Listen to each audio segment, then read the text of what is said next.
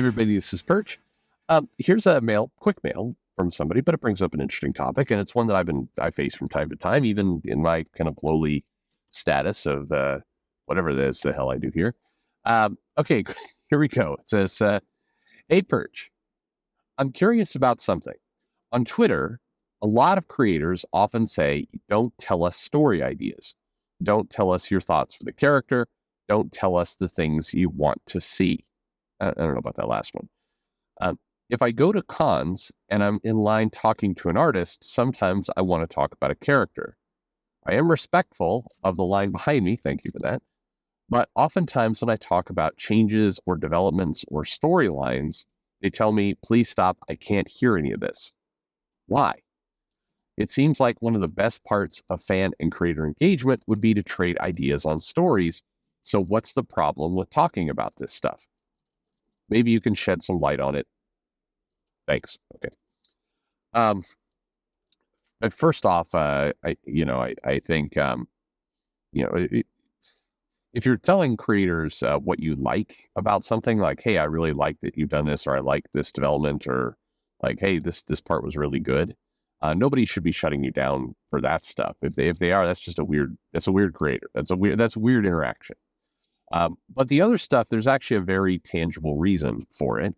And the key reason is that, they're afraid you're going to pollute their kind of writing, their ideas, their concepts they're doing with your own. And if they do, well, then, legally and other things, it starts to get kind of messy. If you go and you meet a creator and you tell them a bunch of ideas for where, comics should go and where, hey, if you did this and revealed this person was a traitor and all the rest, and then the creator does something that's even 50% of that, well, it sets up the situation of that creator stole my story. And this has happened a lot, actually. Not necessarily that a creator stole the story. There's plenty of accusations around that. And oftentimes, one of the most aggravating parts is it's kind of hard to tell whether something was stolen or not. I mean, the other problem is some of these ideas are so kind of big and amorphous in nature that it becomes impossible not to have a connection. If you say, like, "I've got an idea for a Spider-Man story, and in this Spider-Man story, he's going to fight Dr. Octopus, and Dr. Octopus is going to be trying to he's trying to create some kind of scientific mind control thing so he can control people like the arms. And when he does this, Spider-Man has to swing in and stop him.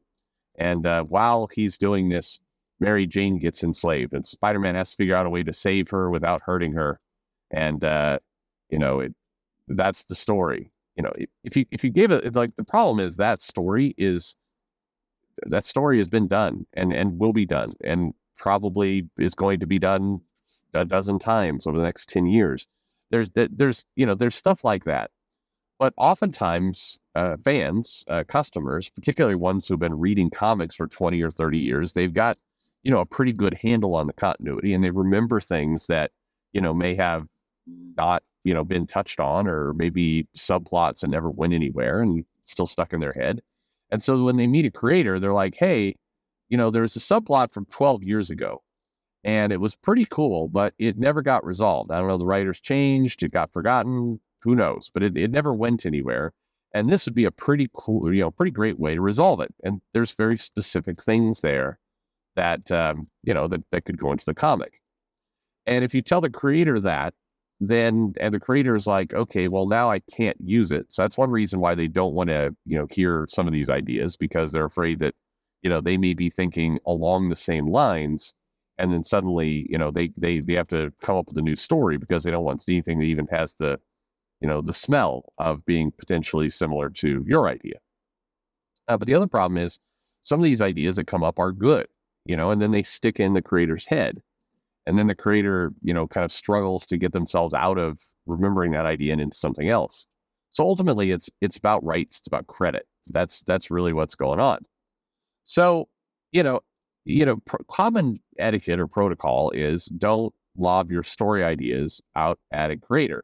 Now, there's ways that you could still do some of that if the creator, if you enter into a position where, the creator's ready to hear your ideas, and let's all let's also not pretend that, I haven't gone out drinking with a number of creators and story ideas just start flying around the table like crazy from all kinds of people, other creators, retailers, fans who are at the table. I mean, like, it happens. It certainly does happen. And also, it is definitely true that ideas have been stolen or heavily borrowed from. So, I mean, it's not like, this "don't tell me your idea" tweet is immunity that has forever protected people, and it's fixed everything. It's quite the contrary. It hasn't. But that's why. That's the reason why you see resistance to that, and why sometimes you get very aggressive response. Now, the reality is, creators shouldn't come across like crazy assholes when they're telling people this. I mean, you do need to recognize, put yourself in the shoes of the fan or the customer. The fan or the customer is often excited about their idea. And so, if you get in there and you just like, I don't want to hear from you, don't talk to me. There's a polite way to do that. And some of the ways it's been done, in particular, almost anything that has been discussed on Twitter, is often not polite, and just kind of just dickish. So I think you still need to be kind and thoughtful. I was seeing the worst.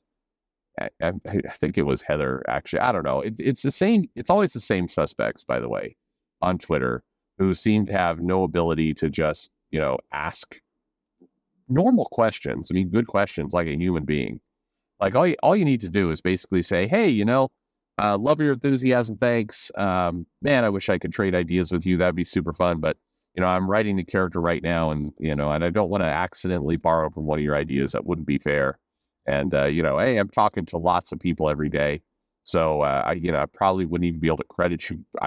There's lots of reasons why, I want you to keep your idea for yourself. I mean, here's hoping that years from now, you get a job at Marvel or wherever, or DC, and you're able to use your idea. That'd be awesome for you. And I can't wait to read it in the comics rather than hear it here on Twitter. That'd be a nice, good, respectful way to do it. Wouldn't fit within the character limit, but that's how you do it. The wrong way to do it is, as I've seen it one thing that really annoys me when fans tell your ideas, keep your ideas. I don't want to hear your stupid ideas, and that's, fortunately, that is how people have presented it. But, that whole thing has nothing to do with, rights or, legal issues or anything else. It has to do with basic being polite. And don't be a prick. If don't be a prick, you'd be amazed. But that's why.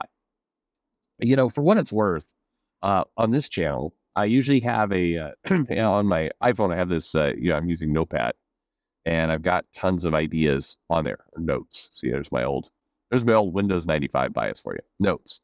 Anyway, whenever I get like an idea, like, this could be a video topic, I'll like put it on the note, and I've got must be over 100 ideas on there now.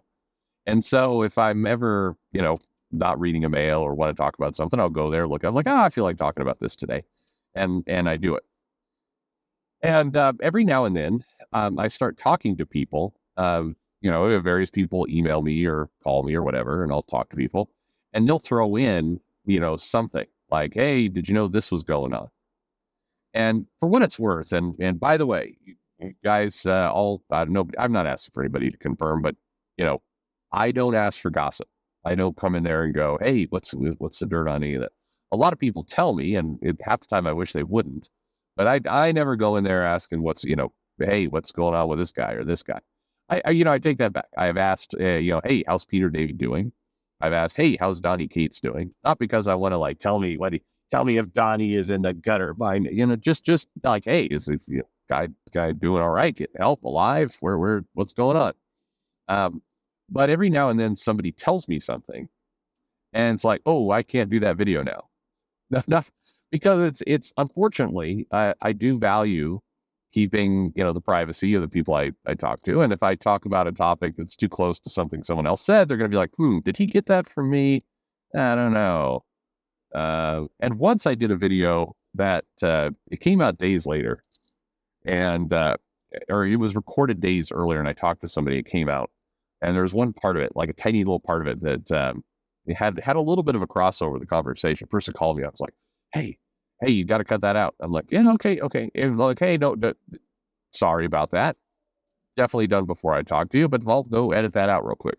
Didn't matter. It's a nothing thing. But anyway, um, it happens, and I think generally speaking, we try or people try to protect the ideas that come from others, and I think the good spirit of what this whole topic is that people want you to get credit for your ideas. That's the positive method here. And again, truth be told, yeah, there's definitely people who have violated this rule and have taken ideas. Absolutely, it's happened. So let's support the good people, expose the bad people. Don't be a prick. This is the bit of advice. I know it's aggravating. I know it's frustrating. I know you hate having to repeat yourself over and over and over, but remember, not everybody came to your first TED Talk. So maybe, you may need to repeat yourself over and over. It's the price of fame. But just try not to be a prick. This is just good advice, by the way, for everything. If you find yourself getting regularly attacked by fans, by customers, you find yourself regularly in the midst of a lot of drama, take a look in the mirror. Are you acting like a prick? You might be. And maybe you're abrasive. Maybe it's not just because of your gender, the color of your skin. Maybe it could be some of it. I'm not going to deny it. There's definitely that aspect, but it could also be that you act like an asshole.